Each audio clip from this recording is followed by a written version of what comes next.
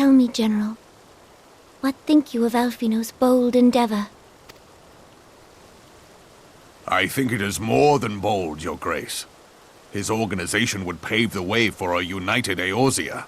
Well do I understand his impatience, since facing the common threat of the Ultima weapon, our nations have seemed farther apart, not closer together.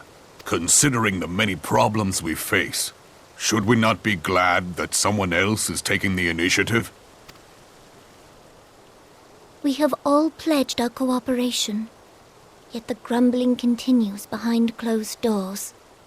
Ul'dah is not alone in her duplicity. I myself have doubts as to the good this organization will achieve. With the inclusion of the finest soldiers of the 3 grand companies, it promises to be a fearsome military body. But whom will it serve? Even under the watchful gaze of the Scions, it is not unthinkable that such a force could perpetrate a great wrong. Does it not concern you that a significant proportion of its financial backing came from the coffers of the Syndicate? That those unprincipled worms might forge this extraordinary gathering of warriors into a private army? I have trust in the Scions, Your Grace. They have spared us no end of trouble at the hands of the Primals. If they seek reinforcements, I deem it unwise to deny them. As for their finances, full many gave generously. And though our nobles proffered a sizable sum, their coin did not spill from the pockets of Lolorito and his cronies. And what of the presence of our stalwart adventurer friend in this endeavor? I doubt the Warrior of Light would betray our cause. Yes, there is that, I suppose. Yet I have known people to change. Whether we will or no, the events of the age hurl us this way and that, like a dust devil skipping across the sands. Cannot be done about Telechi? I have explored all avenues available to us, Your Grace. But as Ul'dah law now stands, we lack the evidence to convict him of any crime. To arrest him on spurious grounds would only play into his hands.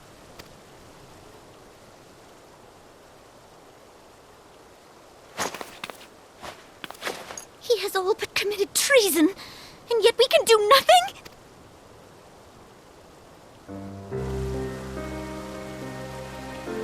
Then what good our government? What worth the royal house? How deplorable this mockery of justice!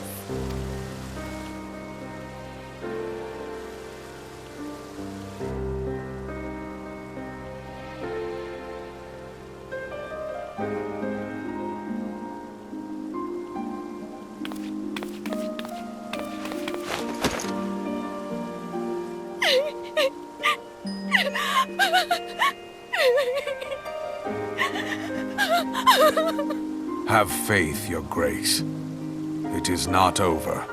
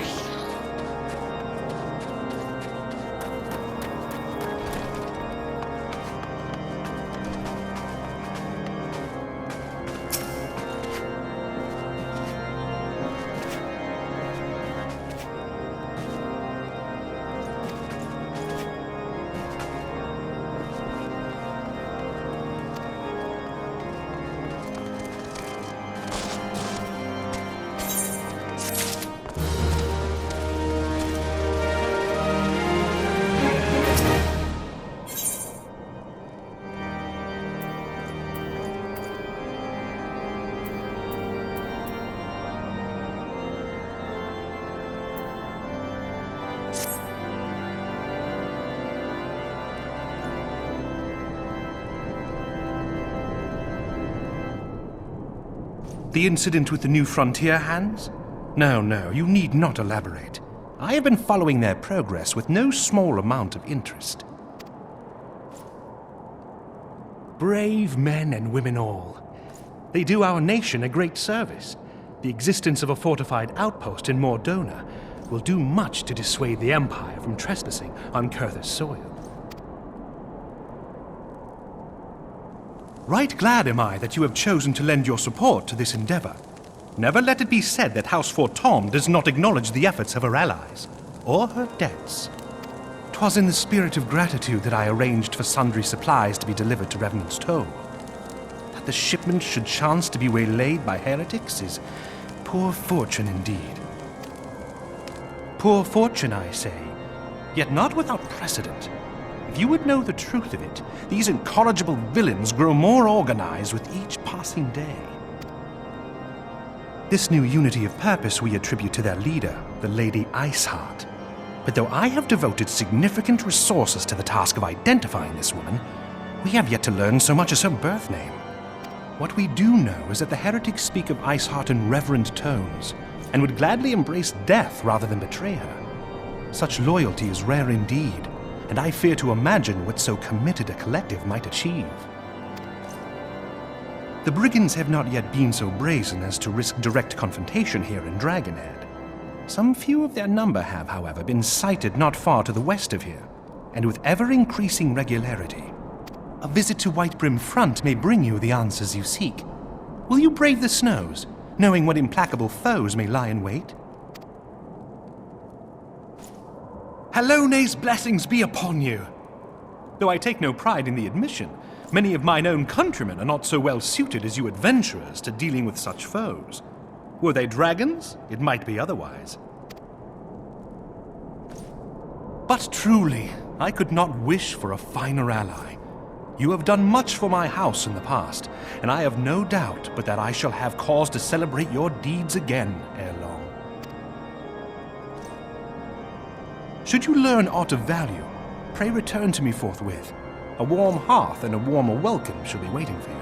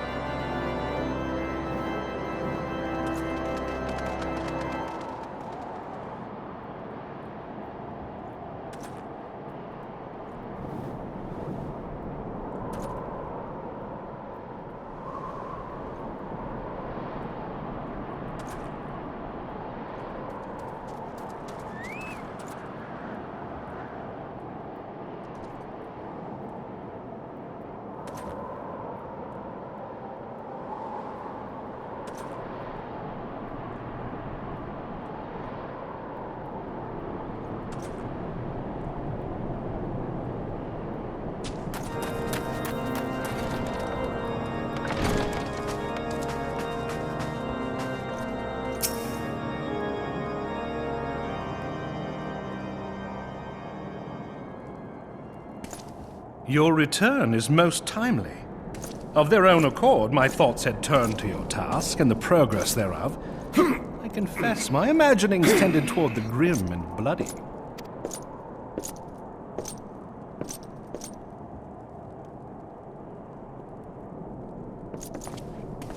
But you are here now, and I suspect such frivolous wonderings do little justice to the reality of your travails.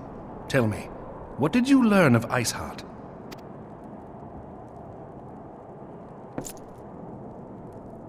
Indeed, and this transpired at Snowcloak? Of all the highlands, that towering wall has borne the worst of the region's brutal shift in climate. So inhospitable has Snowcloak become that we have still to survey the area in its entirety. Could its frozen heights conceal the heretics' hideaway? Mayhap a more robust reconnaissance effort is in order. Putting such considerations aside for the moment, we still know far too little of this Iceheart.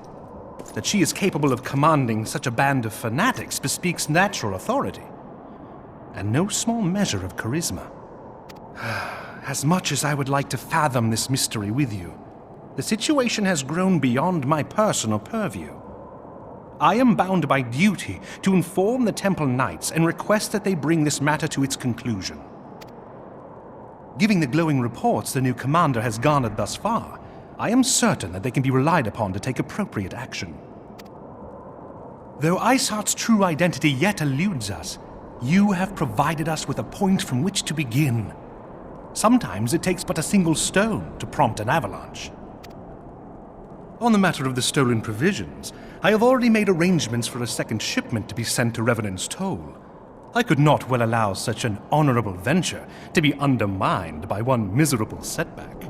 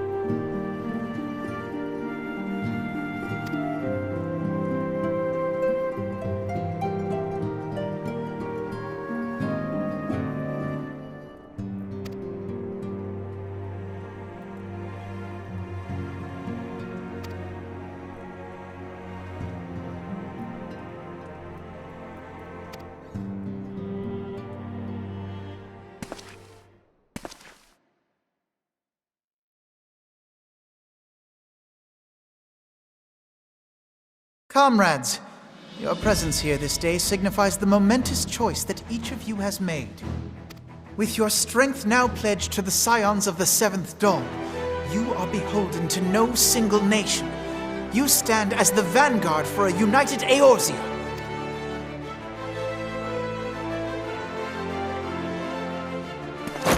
From this moment forth, I declare you Crystal Braves.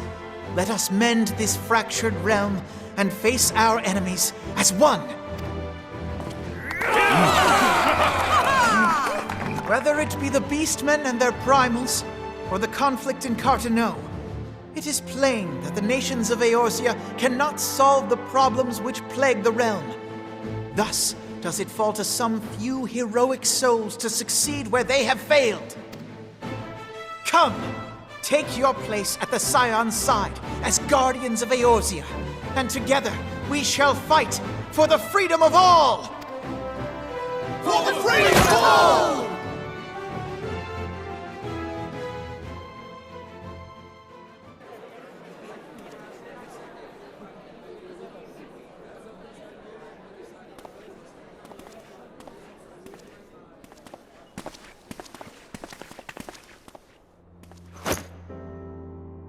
A rousing speech, Alphino. Or should I say, Crystal Brave Commander Leveilleur? Please, Antecedent. The title is honorary. I shall not be leading the troops into battle, as it were. We are of the same purpose. Let us join hands and do what must be done to save this land. The Scions stand ready.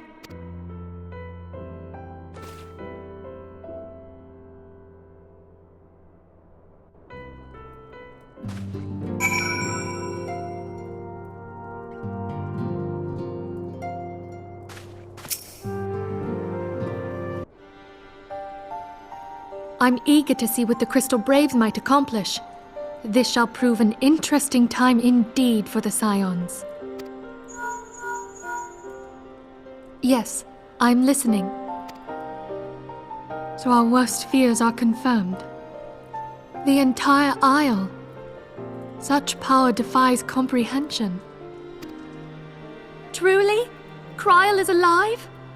Thank the 12. I see. Pray, inform me if her condition changes.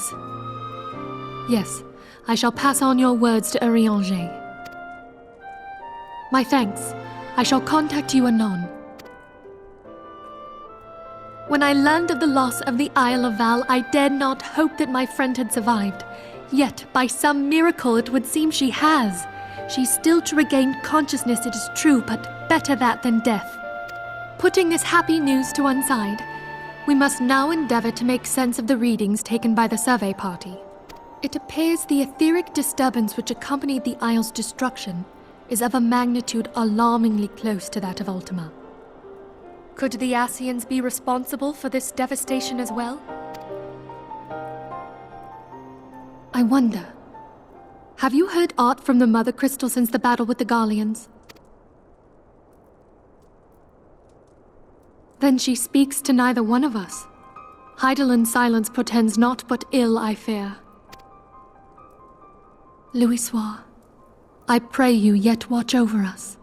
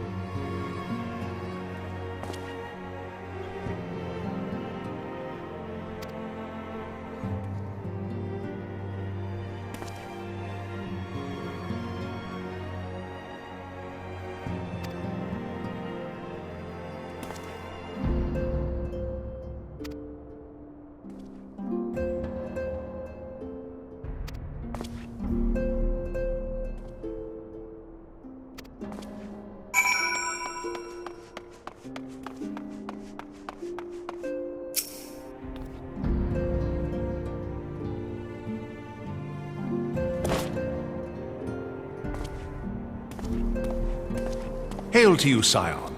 How might we serve you?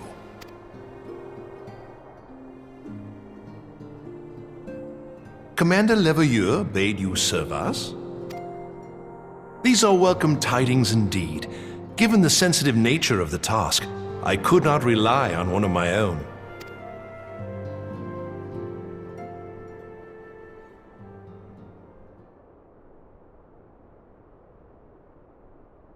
That which I'm about to tell you, I tell you in the strictest confidence.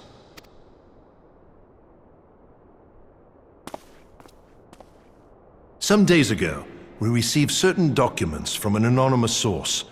They notified us of the presence of a Garlean agent within the ranks of one of the Grand Companies. Following some discreet inquiries, we identified a suspect among the Immortal Flames, whom we detained for questioning. Alas, the man was not our agent. He was but one of many men in the agent's employ. We pressed the traitor for a name, but he had none to give. He claims never to have met his master, whom he knows only as the Ivy. He was, however, certain that this Ivy had coiled itself around every part of the Immortal Flames. It would seem our quarry joined the company some time ago, and gradually recruited others to his cause. These conspirators are the vines by which he learns our secrets, all without exposing himself. It won't be easy to identify the Ivy amidst this tangled mass of subterfuge, but we have a tendril in our hands, and we shall follow it all the way to the gnarled root. Now, much as I would prefer to proceed with due discretion, circumstances demand that this matter be settled post-haste. Garlemald's War of Succession nears its end, and it is feared that the Empire will soon resume its march on Eorzea. When it does, we can ill afford to have traitors in our midst. The Ivy must be rooted out now. We must begin by apprising General Roban of our findings. I would ask that you accompany me to the Hall of Flames, and remain on hand to see that things go smoothly. Assuming the Ivy's tendrils are as widespread as we believe, he will be aware that an investigation is underway, and if that is the case, he may well move against us. We must be prepared for anything, while taking care not to betray our purpose by seeming prepared. A simple enough task for a one-man army like you.